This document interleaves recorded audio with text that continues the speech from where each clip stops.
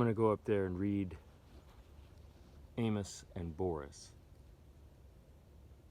A sweet little book.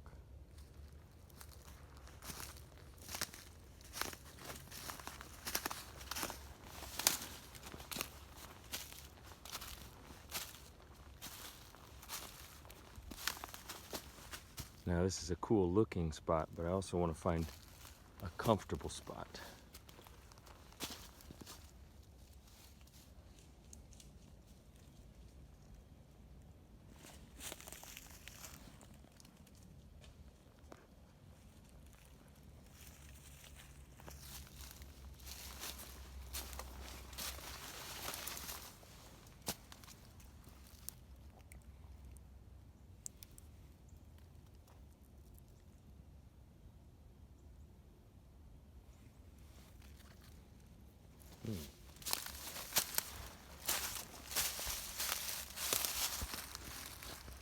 Ooh.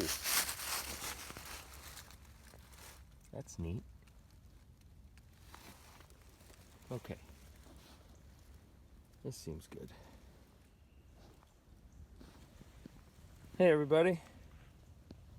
I found a good spot here to read a book. And I just noticed another good thing about it. There's what I think is mountain mint growing here. I thought it was wild bergamot, but when I smash it up and smell it, it's super minty. Wild bergamot, I think, is in the mint family too, but this smells even mintier.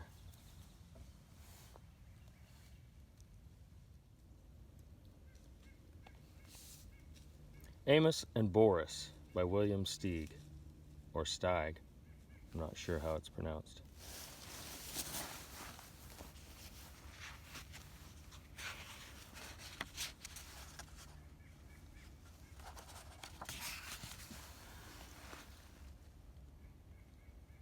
This book had at one time belonged to Mrs. Finkenbeiner. I have never met Mrs. Finkenbeiner or Finkenbeiner.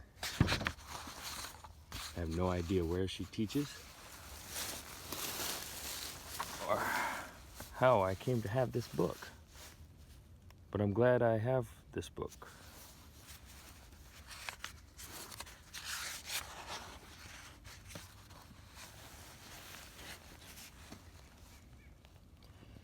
Amos, a mouse, lived by the ocean. He loved the ocean. He loved the smell of sea air. He loved to hear the surf sounds, the bursting breakers, the backwashes with rolling pebbles.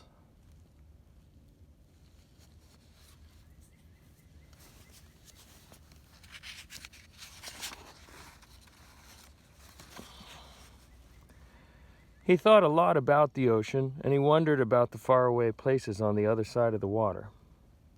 One day he started building a boat on the beach. He worked on it in the daytime, while at night he studied navigation.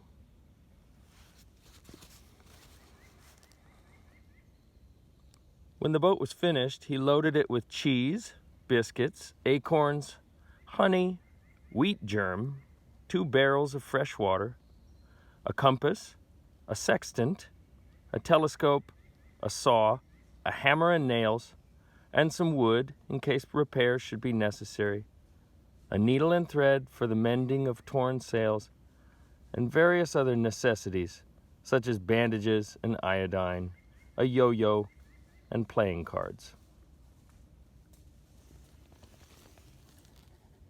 What's a sextant? Well, a sextant is an old-fashioned instrument. Whoa, hello.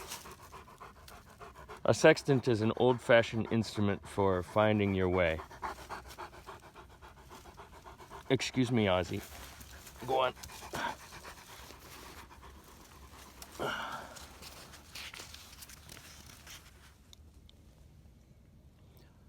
On the 6th of September, with a very calm sea, he waited till the high tide had almost reached his boat.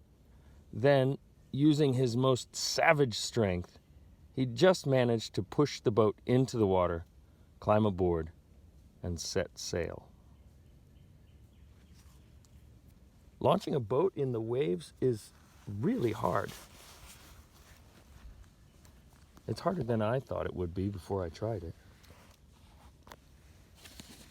The rodent, for that was the boat's name, proved to be very well made and very well suited to the sea. And Amos, after one miserable day of seasickness, proved to be a natural sailor, very well suited to the ship. He was enjoying his trip immensely. It was beautiful weather. Day and night he moved up and down on waves as big as mountains. And he was full of wonder, full of enterprise, and full of love for life.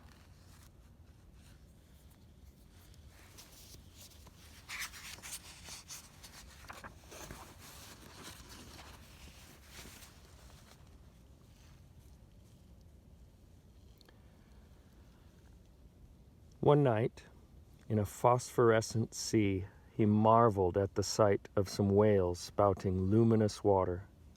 And later, lying on the deck of his boat, gazing at the immense starry sky, the tiny mouse, Amos, a little speck of a living thing in the vast living universe, felt thoroughly akin to it all. Overwhelmed by the beauty and mystery of everything, he rolled over and right off the deck of his boat and into the sea.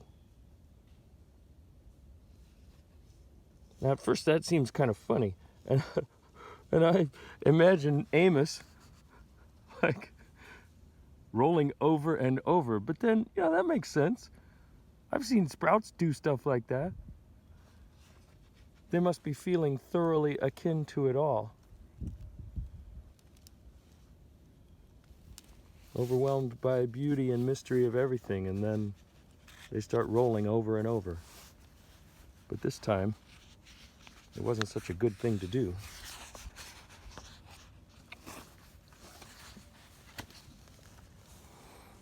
"Help!" he squeaked as he grabbed desperately at the rodent. But it evaded his grasp and went bowling along under full sail.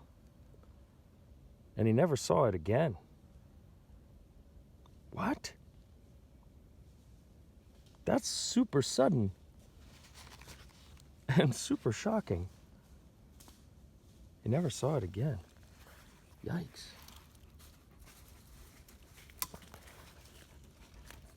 Oh, now Liza has come to visit. Hello, Liza. You want to listen to a book with us? I've got a really nice spot here at Big Grove Preserve, Borough Oak Land Trust property, and Wilson has come to join me and pull the burrs off, I guess. And it looks like Liza may be finding a spot too. I don't see Ozzy back there.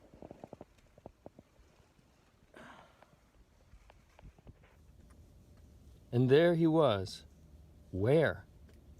In the middle of the immense ocean, 1,000 miles from the nearest shore, with no one else in sight as far as the eye could see, and not even so much as a stick of driftwood to hold on to. Should I try to swim home? Amos wondered. Or should I just try to stay afloat? He might swim a mile, but never 1,000.